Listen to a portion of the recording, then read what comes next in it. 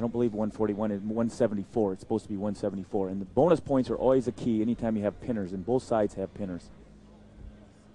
Well, we're at 149. That's where we start tonight, 149 pounds. We have Jared Frayer. Dan talked about him in opening. He has 20 pins already this year. He's a junior out of Clearwater, Florida. And last year he was a runner-up in the Big 12, or a couple of years ago. And he's going up against Benji Winegarden. He's a senior from Webster, Iowa. And Frayer, he's tough. Well, he's been pinning a lot of people. Yeah, so look at that record. and he's ranked high. It's a good shot in there by Winegarden. The object's to finish here, and he's got his shoulder out. See, the shoulder's out there, and he needs to have the shoulder in. So Frayer's actually coming around to get, looks like, very close to a takedown. Referee Keith Pullman hasn't. There he gave it. Frayer, a two-time NCAA qualifier. Last year he went down to the final 12, didn't quite make the All-American. This year he's 28-4 with 20 pins, having himself quite a year. Well, I really felt that shot was a good shot, but he didn't, shooting is one thing, but taking the guy down and scoring is another. So you can see here why he's a pinner, because he's already got him on his back. One count. So we're looking for 2 counts for the 2 points. That's right. And then if they get more than that, you get another point for near falls. And so you have to have the near falls if you're going to score 5 points for the team without a pin. Explain that, Dan. Well, there's a tech fall, which is by 15 points. And within those points, if you don't put the guy on his back and score back points, and all you've scored is offensive points from standing, no near fall, then you only get a major, which is worth 4. Coach Spates was a little bit upset on that call. I could hear him thinking that there was 2 counts. But, it's kind of depends. The referee has to decide when to start counting, which athlete put themselves on their back. I think he felt Iowa State Russell was going for a reversal there at first and waited on his count. You're looking at Jared Frayer there, and he lets up Benji Winegarden from Iowa State for 1-point escape. Makes the score 2-1 with 1:25 left in the first period. 2-1 in favor of the Sooner. Control the tie-up. Control the tie-up. Break the underhook. Break the underhook. Far elbow. Far elbow. You can hear Coach Douglas coaching from the sidelines. He's wanting to take any kind of hold off his athlete and making sure that he feels comfortable. Anytime you give somebody something and you're not comfortable with it, you must break that particular situation. You can see that he's blocking with his head there. I shoot. You got a warning. And they called him on it. And there's his throw right there. That's his throw right there. That's the one we saw in the pre-match. This is going to. Close. Oh, yeah, that was did close. A good job coming off. Got out.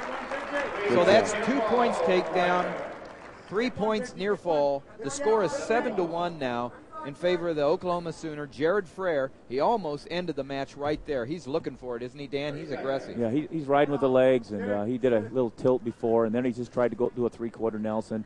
He had a good throw from the feet. It was a step-up throw. He actually caught Mike Zadig in that, and the referee's being pretty active. Keith Pullman. He's being pretty active. Iowa's veteran and NCAA official has now called the Iowa State wrestler for stalling twice, a warning, and now a point. Makes the score 8-1 as we head into the end of the first period. And he's got back points here to add on.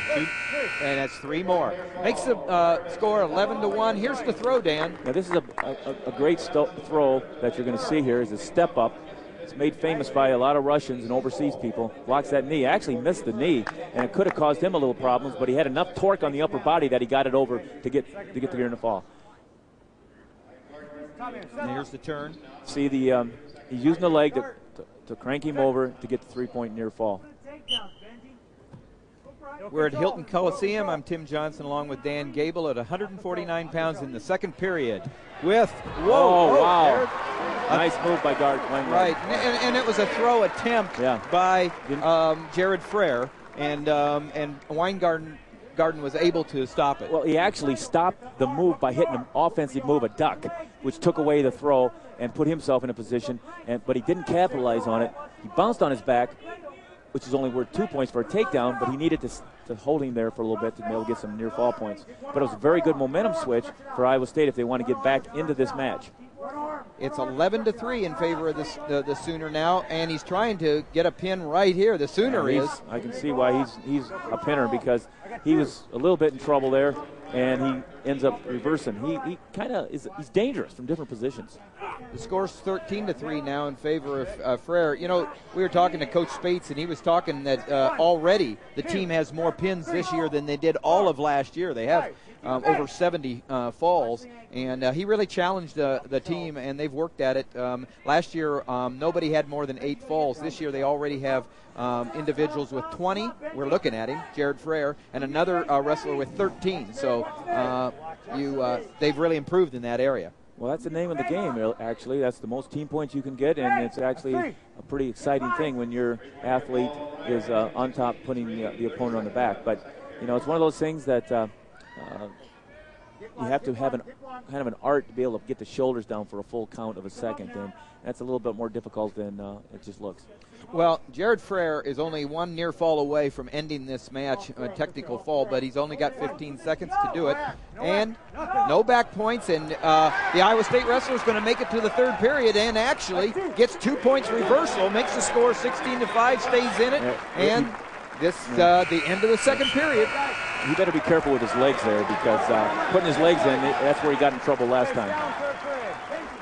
There's the duck you were talking about. The duck, and he came up and he bear hugged him right at the lower back and hooked the leg. Otherwise, he would have got rethrown there, but he did a great job. He just didn't catch him on his back. And that's what I saw going, the rethrow. There's the reversal. He's scoring some points, putting himself back in the match as far as maybe not a technical fall, but still got a whole 2 minutes yet. Well, in a meet like this is big. If he can keep away from, 1, a fall, 2, a tech fall, we're talking about Benji Winegarden.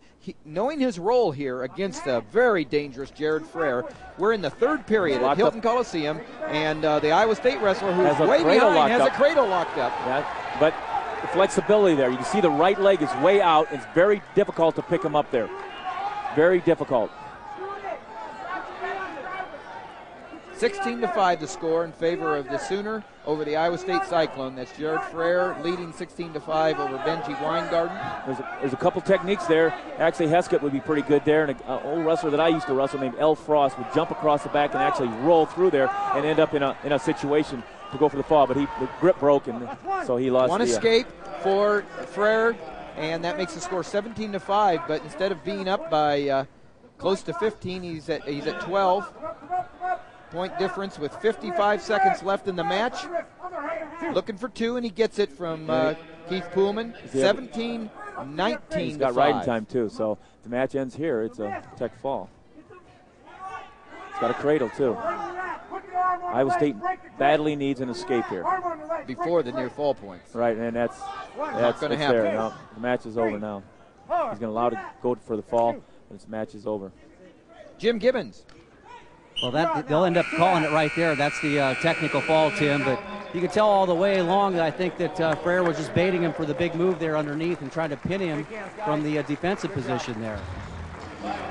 Well, the final score, 21-5, that's a tech fall for the Oklahoma Sooner, Jared Frayer, and that's the way the match begins. The meet begins tonight with the Sooners going up 5-0 as a team now, 5-0 over Iowa State, and we're ready now for the 157-pound match between Cole Sanders from Iowa State and Brian Burrows from Oklahoma.